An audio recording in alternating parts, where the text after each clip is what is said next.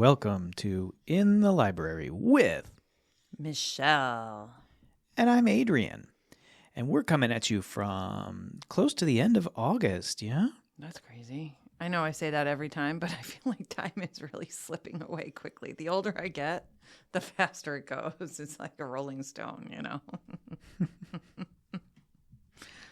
Come on, I'm waiting for you to make a music reference here. Absolutely not. We don't do music references here. Yeah, okay.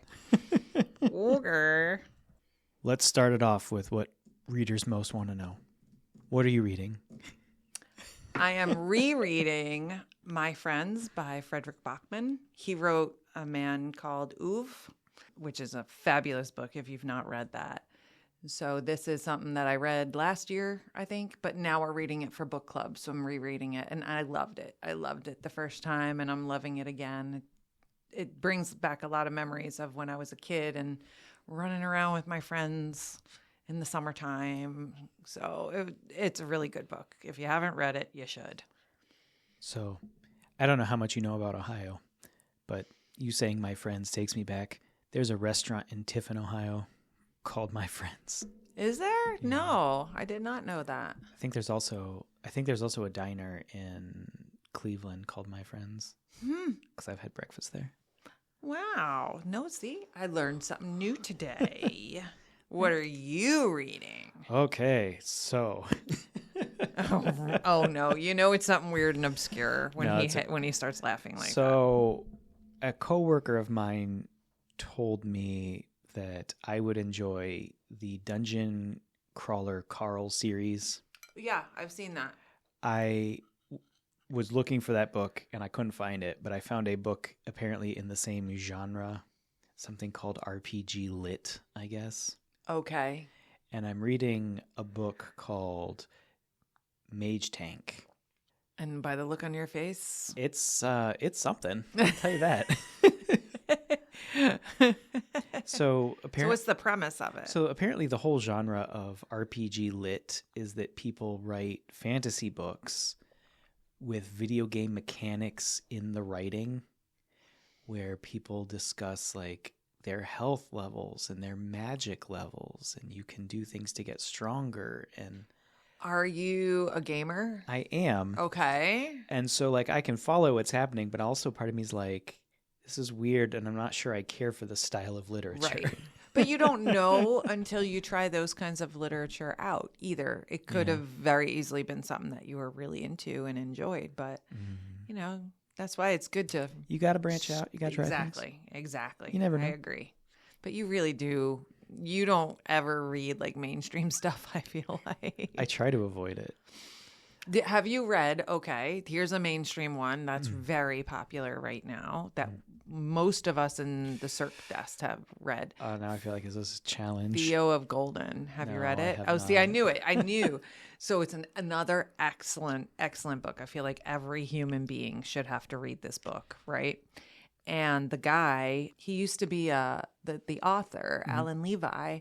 He used to be an attorney. So he was a lawyer, and then he was a traveling musician. And both of those jobs are in this book, you know, people with those professions. But we just learned yesterday that the adaptation for a movie is coming out, and Tom Hanks is going to be Theo.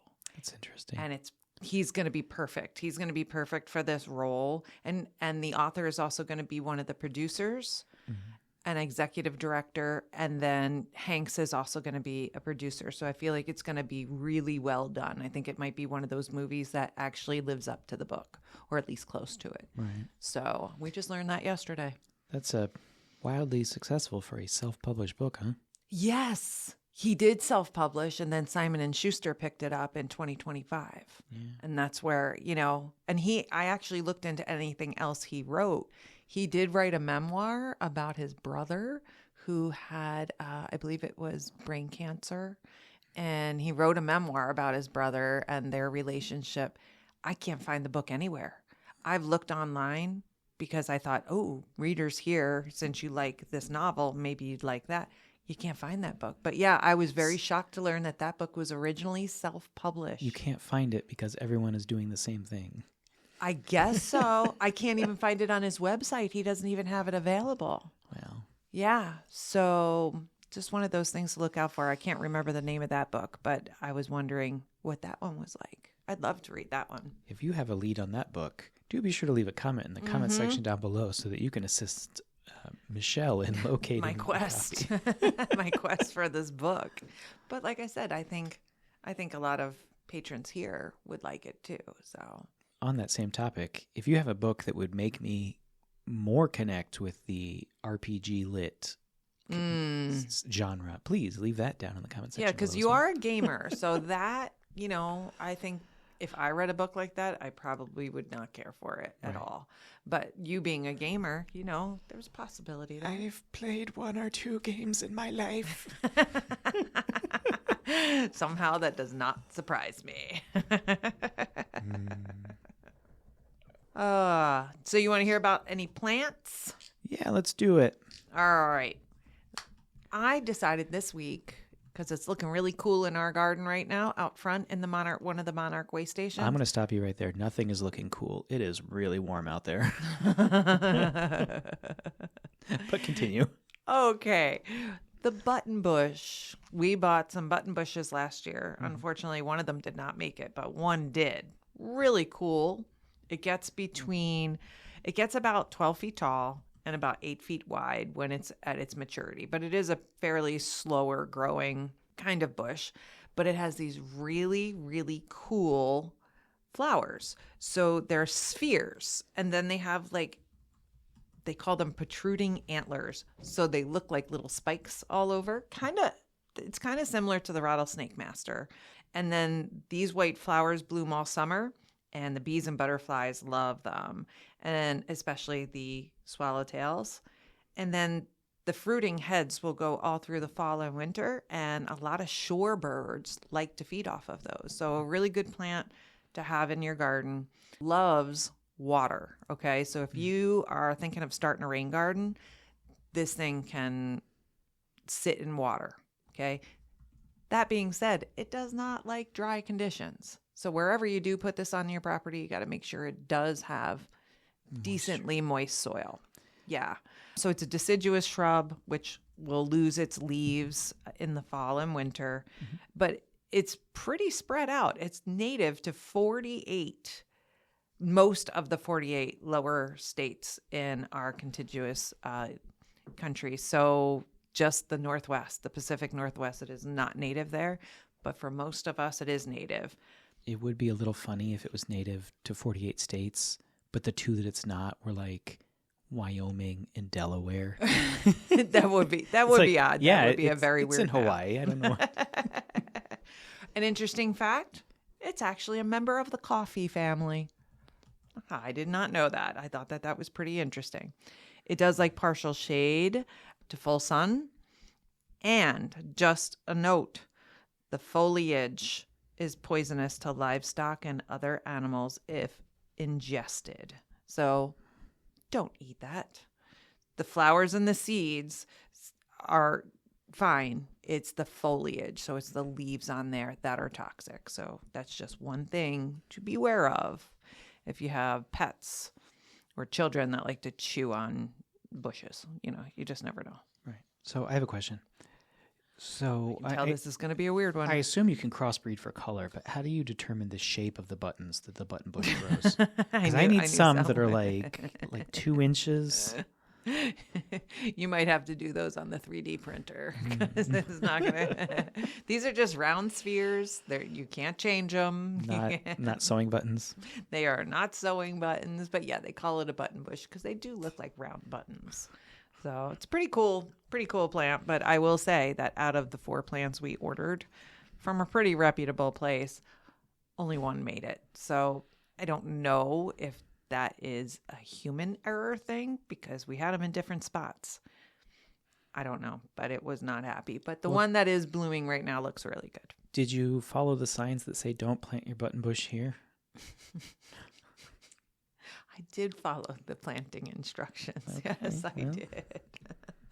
I don't always do that, but I did on these because they were for here and not just in my yard. But it is a cool one if you want to get something in your yard. I'm going to see how I can propagate it too, because maybe I'll have better luck with propagating it and taking it from there and getting some more buttonbushes going. Maybe that'll work. We'll see. And I'll follow up with that maybe next week. Maybe. Because I can do some research on that. And then the weather's going to change and all of the plants are going to die over the next week. And Well, it is getting a little cooler and my plants are noticing, but I actually, you know what? My gardens look pretty amazing right now, I must say. Does it? Yeah. My grass went from not growing at all and it shot up a foot, like almost overnight. That's part of the struggle right now. That's part of the struggle between all the rain and the heat that we've had. Yeah, my lawn got out of control too. It's like kind of like walking in a field, although it shouldn't be. It's like that one Sting song where you walk in fields of green. Oh, yeah. I love Sting. See, I knew there would be a music reference here somewhere. Oh, I'm not talking about the singer. I'm talking about the wrestler. I have no idea who you're talking about, dude. See, this is what he does to me. So, you know Sting from the Police. Of course. But there's also a wrestler whose name is Sting, and his shtick is he wears white and black face paint, kind of like Kiss. But he does not walk through fields. Mm-hmm. I assume not. Fields of green. Maybe he does on his own time, but we don't know. Sting, if you're listening, please leave a comment down below. I'm not specifying which Sting, just whichever one. Whichever one will give in first to your harassment. So last time we were together, I just kind of talked about why you want native plants. Yeah. Right? So one of the things I wanted to talk about is... Don't you want them native? I'm sorry. Continue. You are not sorry. So I decided to talk a little bit about invasive plants today, because a lot of people don't even know what they are. Granted, I didn't know what certain things were invasive. And when I moved here, actually, yes, when I moved here from New Jersey, I brought plants with me. And then when my mom passed away, I brought some of her plants with me. And I did not realize that some of the ones I brought were invasive. So I'm guessing by invasive plants, you don't mean plants that, say, ride around on horses and chuck spears at people? No. I will tell you exactly what an invasive plant is. According to Michigan State University Extension, okay, it's a non-native organism within a particular ecosystem whose introduction causes or is likely to cause economic or environmental harm or harm to human, animal, or plant health. So these are plants that don't belong here. A lot of these are from Asia. A lot of these are from Europe. And what they do is they choke out our native species. And they have some particular habits that can be really bad. You already know your experience with Rosa Sharon, right? That is an invasive species. You know who else's experience with choking things out? The wrestler Sting. I knew I knew it was going there, and I couldn't get it out fast enough. So in Michigan, we have a lot of invasive species, unfortunately, and we do really have to be careful, especially with our water around here, because invasive species between plants and animals that get into our water system can be so destructive. But also, just in your yards, some of the things that you might have in your yard that you don't even know about that are invasive, Oriental bittersweet. There's Phragmites. There's purple loosestrife. There's an invasive honeysuckle. We do have a native honeysuckle. So if you're going to do one of those, shoot for that. We have so many Phragmites. Phragmites is that really tall grass that you always see near ponds, and it's like turns a reddish color. They get like 15 feet tall. They're highly invasive. So they choke out our native plants, which obviously is a problem. So what does an invasive species do? How do they behave? So they have rapid growth. Like they are just super happy no matter where you put them. And if they're growing like mad, you do want to check and make sure it's not invasive. So they grow significantly faster than a similar plant. They have high reproductive capacity, which means they can seed a lot, or like in the case of Rose of Sharon, because we've both had that experience, or they can spread underground very quickly, or sometimes they just have the types of seeds that spread through the air very easily. So those are things to look out for. Many of them have toxic chemical production. They can leach compounds into the soil, and then they're going to harm our native plants. So that's a problem. And then also, because they don't belong here, they don't have any natural predators to keep them in check. Okay?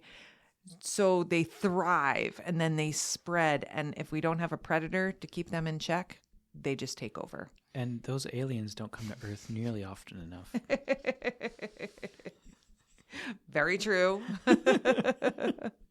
So what can you do about it? Like, use some plant apps. I use PlantNet.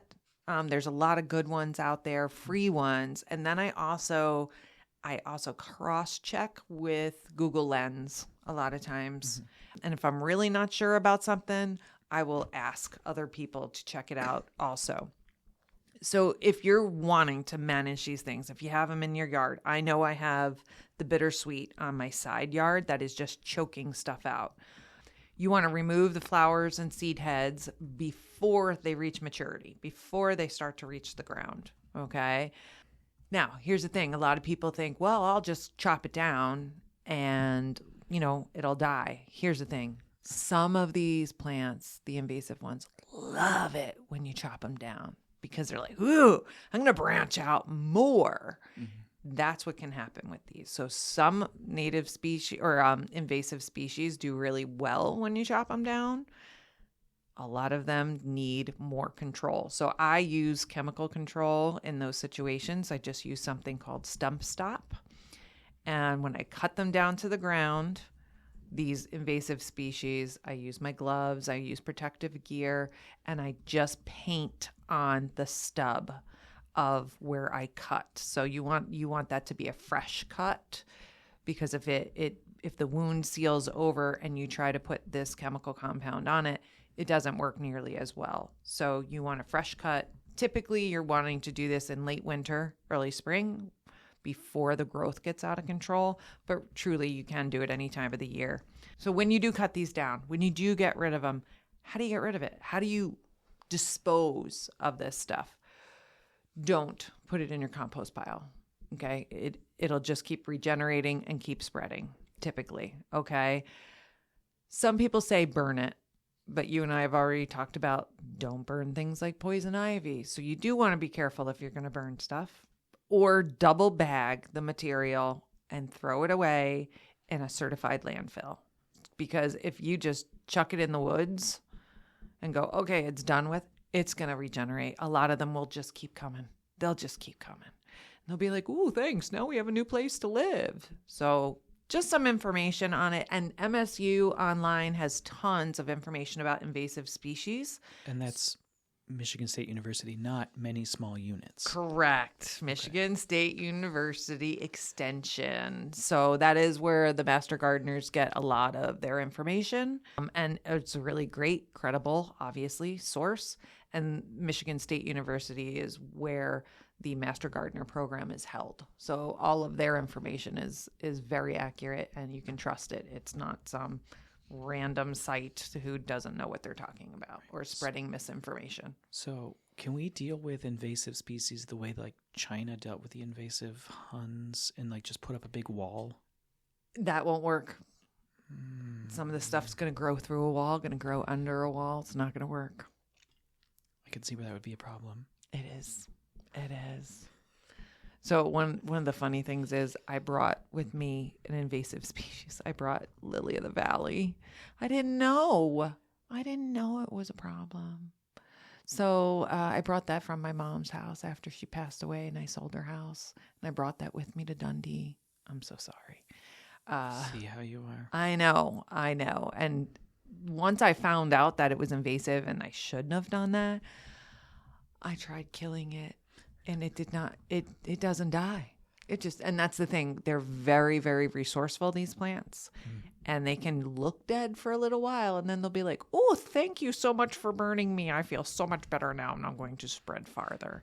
So just check. And unfortunately, there's no real regulations on most of these plants. If they're invasive, nurseries can still sell them. So just because they're being sold in a nursery does not mean that they are necessarily good for our environment. So just do your research on your plants before you put them in the ground. That's all. Just don't be like me and stick a lily of the valley in the ground and go, whoops, and try to get rid of it. It's not fun. It's not fun. But now it's somebody else's problem because I don't live there anymore. So, yeah, that's my little spiel on, invasive plants and why they're not good. We have invasive animals here, too. We have those carp. We have those, I can't remember exactly the name of them, but we have those crazy carp that are in our waters that just jump into people's boats. And those are horrible because they're eating the food that's meant for our native water-dwelling creatures. Can we feed those fish to the invasive plants? Well, you know what? Actually, collecting those and making fish emulsion, that's not a bad idea. Not a bad idea. You're just making up words. No, I'm not. There is actually... Go ahead, look it up on your computer. Look up fish emulsion. It is really an additive to put in your soil. I swear to God. So, yeah, just, be careful what you're putting in. I won't. But let's talk about what's going on at your local library. Fish emulsion. Are you going first? Yeah. All the right. Bedford Branch Library is pleased to present Paint by Numbers, coming August 29th from 10 a.m. to 12 p.m. Come and relax for a couple of hours while doing a paint by number. There will be music and a small snack while we enjoy painting. Be sure to register online. Does that mean like miniature cookies? Maybe. See, when I do it to him, he does not find it funny. I didn't say anything. Exactly. That's the problem. All right. At the Dorsch Memorial Branch, blankets, books, and breezes. Right there, you got me, right? So this is for all ages and for families. Enjoy the remaining warm weather and bright evening light with your fellow bookworms. Grab a book, roll out a blanket, and enjoy the end of summer vacation by reading outside. We are down to the last session of this. So the next session will be Tuesday, August 25th from 5:30 to 6:30 at the Dorsch Memorial Library. What a great way to celebrate the end of the summer. An ongoing program. The Bedford Branch Library is pleased to present Build and Create with Lego, Mega Blocks, and more. This happens Tuesdays from 10 a.m. to 1 p.m. We invite you to bring your children and let them explore their imagination with building. Oh, yeah. You're never too old for Mega Blocks or Lego. No. Lego says up to until 99. So but then when you turn 100, you're not allowed to play with them anymore, apparently. They take away your Legos. Don't take away my Legos. This is super cool. This is actually being held here at the Bedford Branch Library, and it is through our Bedford Flower and Garden Club. Join us for a presentation from local organic gardener, food preservation educator, and owner of Alice's Garden to Plate. There'll be a short break for refreshments and to shop her garden fresh small batch artisan products, followed by the regular meeting for the Bedford Flower and Garden Club. And I just want to say that I know with things in the past that these people give money back to the clubs and help support what we do around here. Our garden club does a fabulous job on the gardens around here. So this actually looks really cool. It says guests are welcome at this event hosted by the Bedford Flower and Garden Club. And then there's also going to be a meeting that day. So yeah. Last one from me. The Frenchtown Dixie Branch Library is pleased to present Pokemon Trade and Play. The next one will be coming up on September 12th, so you have a little bit of time to get your schedule together for that one. Join us and share all the fun ways to enjoy Pokemon cards. Bring your cards to trade or play with others. That sounds like fun. If I didn't say it, it's from 1 to 2 p.m. Yeah. Yeah. Yeah. So I know it's a little slow right now because everybody's getting ready to go back to school, so our activities, we don't have a whole ton going on now, but wait until school kicks off, man. Everything's going to be going on. Everything. If there's any questions you have about gardening, please be sure to leave those in the comment section down below so that Michele can get back to you on that. If you've liked the episode, please be sure to hit the like button and subscribe and hit the ring bell for notifications every time we get an update. If you're watching us on Spotify, do be sure to like the episode and like the page as a whole because it helps us with the algorithm. This has been In the Library with Michele. And last time I checked, I'm still Adrian. Ba ba la la la la.